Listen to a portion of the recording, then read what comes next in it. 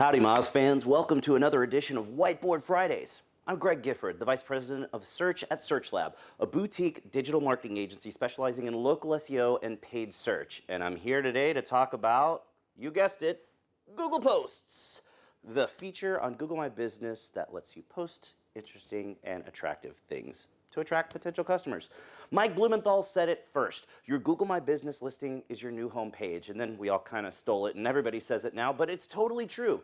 It's the first impression that you make with potential customers. If someone wants your phone number, they don't have to go to your site to get it anymore. Or if they need your address to get directions, or if they want to check out photos of your business, or they want to see hours or reviews, they can do it all right there on the search engine results page. If you're a local business, one that serves customers face-to-face at a physical storefront location, or that serves customers at their location like a plumber or an electrician, then you're eligible to have a Google My Business listing. And that listing is a major element of your local SEO strategy. You need to stand out from competitors and show potential customers why they should check you out. And Google Posts are one of the best ways to do just that thing. For those of you who don't know about Google Posts, they were released back in 2016, and they used to show up at the top of your Google My Business panel, and most businesses went crazy over them.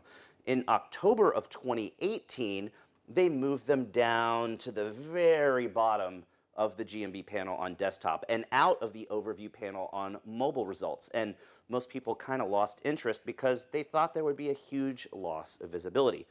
But honestly, it doesn't matter. They're still incredibly effective when they're used correctly. Posts are basically free advertising on Google. You heard that right. They're free advertising. They show up in Google search results. Seriously, especially effective on mobile when they're mixed in with other organic results. But even on desktop, they help your business attract potential customers and stand out from other local competitors. More importantly, they can drive pre-site conversions. You've heard about zero-click search. Now people can convert without getting to your site. They appear as a thumbnail. An image with a little bit of text underneath, and then when the user clicks on the thumbnail, whack, the whole post pops up in a pop-up window that basically fills the window on either mobile or desktop. Now, they have no influence on ranking. They're a conversion factor, not a ranking factor. Think of it this way, though. If it takes you 10 minutes to create a post, and you do only one a week, that's just 40 minutes a month. If you get a conversion, isn't it worth doing? And if you do them correctly, you can get a lot more than just one conversion.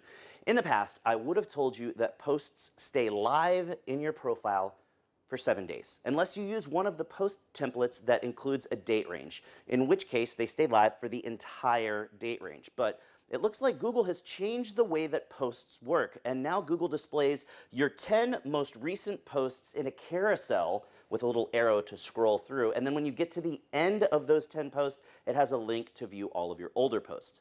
Now, you shouldn't pay attention to most of what you see online about posts because there's a ridiculous amount of misinformation or simply outdated information out there. Quick tip, be careful about the text that you use. Anything with sexual connotation will get your post denied. This is really frustrating for some industries. If you put up a post about weather stripping, you get vetoed because of the word stripping. Or if you're a plumber and you post about toilet repairs or unclogging a toilet, you get denied for using the word toilet. So be careful if you have anything that might be on that no naughty list. The full post contains an image. Oh, it's behind me. A full post has the image and then text with up to 1,500 characters, and that's all most people pay attention to, but the post thumbnail is the key to success. No one's going to see the full post if the thumbnail isn't enticing enough to click on. Think of it like you're creating a paid search campaign. You need really compelling copy if you want more clicks on your ad, or a really awesome image to attract attention if it's a banner image. The same principle applies to posts.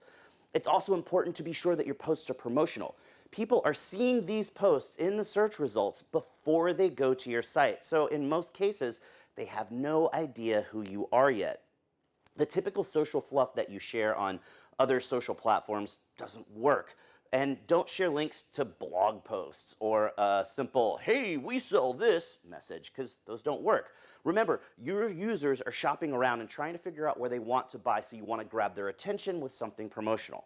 And most of the stuff out there will tell you that that post thumbnail displays 100 characters of text or about 16 words, broken into 4 distinct lines. But in reality, it's different depending on which post template you use and whether or not you include a call to action link, which then replaces that last line of text. But hey, we're all marketers, so why wouldn't we include a CTA link? Right?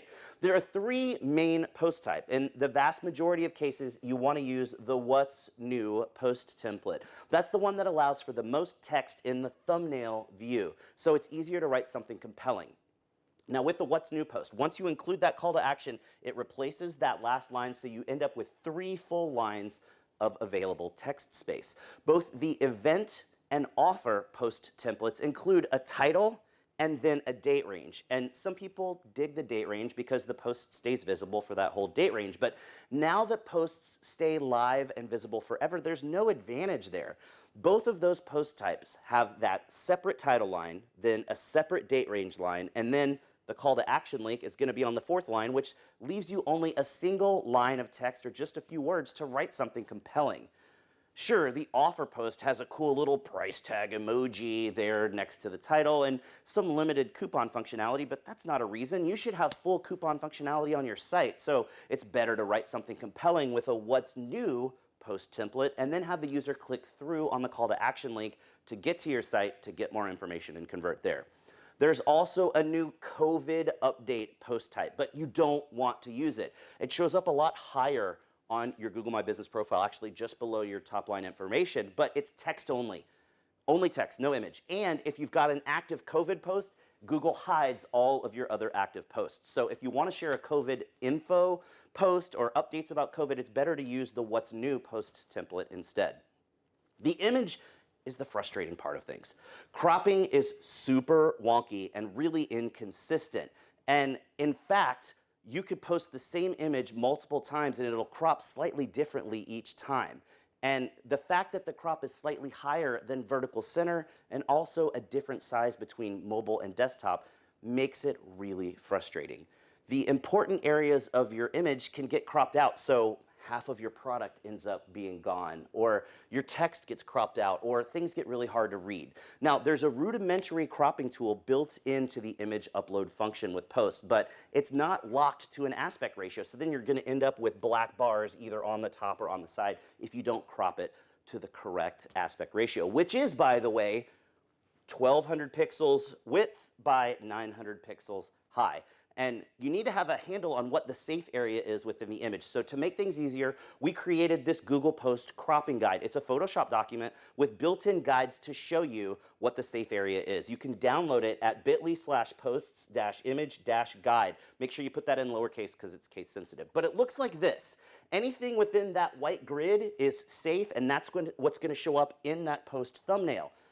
But then when you see the full post, the rest of the image shows up. So you can get really creative and have things like, here's the image, but then when it pops up, there's additional text at the bottom. Now, for the call to action link, you need to be sure that you include UTM tracking because Google Analytics doesn't always attribute that traffic correctly, especially on mobile.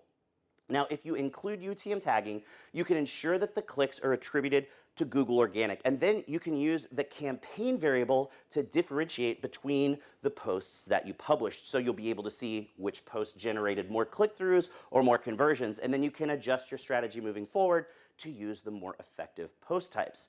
So for those of you that aren't super familiar with UTM tagging, it's basically adding a query string like this to the end of the of the URL that you're tagging. So it forces Google Analytics to attribute the session a certain way that you're specifying. So here's the structure that I recommend using when you do Google Post. It's, your domain on the left, then question, UTM source is GMB post, so it's separated, then UTM medium is organic, and UTM campaign is some sort of post identifier. Some people like to use Google as the source, but at a high level, when you look at your source medium report, that traffic all gets lumped together with everything from Google.